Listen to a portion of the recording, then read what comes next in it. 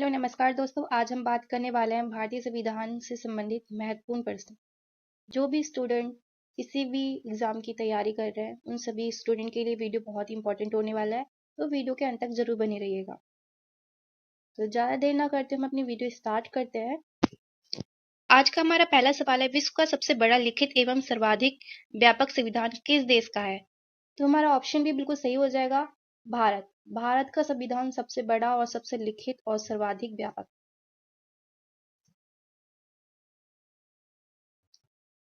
हमारा अगला सवाल है, भारतीय संविधान कैसा है? तो हमारा ऑप्शन डी बिल्कुल सही आंसर है, असत कठोर और वह असत लचीला। ना तो ज्यादा कठोर है ना ही ज्यादा लचीला है। हमारा अगला सवाल है, भारत का संविधान किस प्रकार का है? तो हमारा ऑप्शन सी बिल्कुल सही आंसर है, नम्य व अनम्य। अगला सवाल है, भारत के संविधान में भारत को माना गया है, क्या माना गया है? राज्यों का एक यूनियन है। राज्यों क्या है? एक यूनियन है। ऑप्शन सी बिल्कुल सही है। अगला सवाल है, भारत एक धर्मनिरपेक्ष देश है, इसका तात्पर्य क्या है?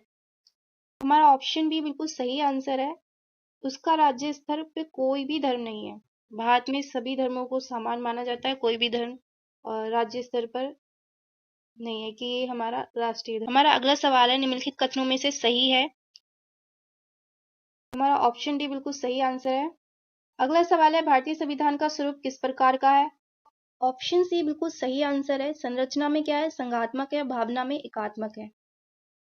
भारतीय संविधान का स्वरूप किस प्रकार का है? संरचना में संघात्मक और भावना में एकात्मक।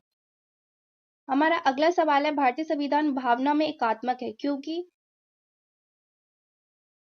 केवल option A, option B, option C तीनों होंगे। तो हमारा ऑप्शन डी बिल्कुल सही आंसर हो जाएगा, उपयुक्त सभी। हमारा अगला सवाल है, भारतीय संविधान के संदर्भ में कहा जाता है कि ये वकीलों का स्वर्ग है। ऑप्शन बी बिल्कुल सही आंसर है, भारतीय संविधान को क्या कहा जाता है? वकीलों का स्वर्ग कहा जाता है। भारतीय संविधान पर सबसे अधिक प्रभाव किसका पड़ा है? तो हमारा ऑप्शन ए बिल्कुल सही आंसर है, भारत सरकार अधिनियम 1935 का पड़ा है। किसका प्रभाव पड़ा है? भारत सरकार अधिनियम 1935। हमारा अगला सवाल है, निम्नलिखित में से ये किससे निर्धारित होता है कि भारत का संविधान परिसंघीय है? परिसंघीय मतलब उसमें एक संघीय व्यवस्था है। हमारा ऑप्शन सी बिल्कुल सही आंसर है, केंद्र एवं राज्यों के बीच शक्तियों क्या है? वितरण है। भारत में प्रजातंत्र इस तथ्य पर आधारित है कि ऑप्शन सी बिल्कुल सही आंसर है, जनता से सरकारों को चुनने तथा बदलने का अधिकार प्राप्त है। जनता क्या चुनेगी? सरकार चुनेगी और बदल भी सकती है। तो इसलिए हमारा ऑप्शन सी बिल्कुल सही आंसर हो जाएगा। अगला सवाल है, भारतीय संविधान में कितने अनुच्छेद है? तो ऑप्शन भी बिल्कुल सही आंसर है, 395 आर्टिकल है। अगले सवाल है, भारत में किस प्रकार की शासन व्यवस्था अपनाई गई है? हमारा ऑप्शन भी बिल्कुल सही आंसर हो जाएगा। हमारा अगला सवाल है, भारतीय राजनीति व्यवस्था में इनमें से कौन सर्वोच्च है? तो हमारा ऑप्शन भी बिल्कुल सही आंसर हो जाएगा, संविधान। भारतीय राजनीति व्यवस्था में सबसे ऊपर है संविधान। संविधान से ऊपर कोई भी नहीं है। हमारा अगला सवाल है, भारतीय संविधान एक वृहत होने का कारण है? तो हमारा ऑप्शन डी बिल्कुल सही आंसर हो जाएगा। हमारा अगला सवाल है, भारतीय संविधान का अभिरक्षक कौन है?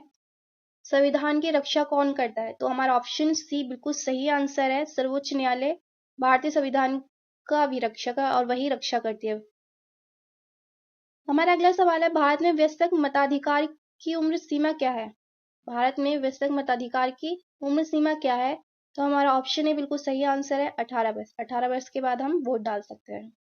हमारा अगला सवाल है, भारतीय संघीय व्यवस्था की एक विशेषता है? ऑप्शन सी बिल्कुल सही आंसर हो जाएगा, संविधान की सर्वोच्चता। संविधान से ऊपर किसी को भी नहीं रखा गया है। हमारा अगला सवाल है, भारत के संविधान में संघीय शब्द की जगह किन शब्दों का स्थान दिया गया है? तो हमारा ऑप्शन सी बिल्कुल सही आंसर हो जाएगा, राज्यों का संघ। हमारा अगला सवाल है, भारतीय संविधान में कितने भाग है? तो हमारा ऑप्शन सी बिल्कुल सही आंसर है, 22 भाग। हमारा अगला सवाल है, भारत का संविधान अपना प्राधिकार किससे प्राप्त करता है? तो हमारा ऑप्शन सी बिल्कुल सही आंसर है, भारत की जनता से। हमारा अगला सवाल है, भारत में वेद प्रभुसत्ता किसमें निहित है? हमारा ऑप्शन डी बिल्कुल सही आंसर है, संविधान। भारतीय संविधान की संरचना किस प्रकार की है? हमारा ऑप्शन सी बिल्कुल सही आंसर हो जाए, कुछ एकात्मक है, कुछ कठोर है। लिखित संविधान की अवधारणा ने सर्वप्रथम कहां से जन्म लिया? हमारा ऑप्शन ए बिल्कुल सही आंसर है, फ्रांस से। हमारा अगला सवाल है, निम्नलिखित में से कौन सा एक भारतीय संविधान का दर्शन नहीं है? हमारा ऑप्शन डी बिल्कुल सही आंसर है, साम्यवादी राज्य। हमारा अगला सवाल है, निम्नलिखित में से कौन भारतीय राज्य व्यवस्था में सर्वोच्च है? भारतीय राज्य व्यवस्था में सर्वोच्च कौन है? तो ऑप्शन सी बिल्कुल सही आंसर है, संविधान।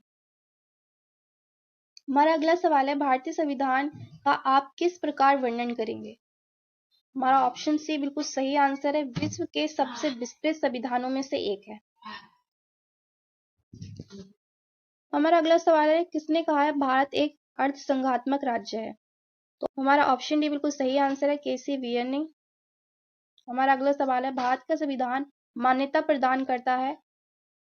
हमारा ऑप्शन सी बिल्कुल सही आंसर हो जाएगा, धार्मिक एवं भाषाई अल्पसंख्यकों को। हमारा अगला सवाल है, निम्नलिखित में से कौन सा धर्मनिरपेक्ष राष्ट्र का लक्षण नहीं है? तो हमारा ऑप्शन सी बिल्कुल सही आंसर है, एक राष्ट्र को धर्मनिरपेक्ष होने के लिए अवश्य ही लोकतांत्रिक होना चाहिए। हमारा अगला सवाल है, भारतीय संविधान की कौन सी विशेष व्यवस्था इंग्लैंड से ली गई है? हमारा ऑप्शन ए बिल्कुल सही आंसर है, संसदीय प्रणाली।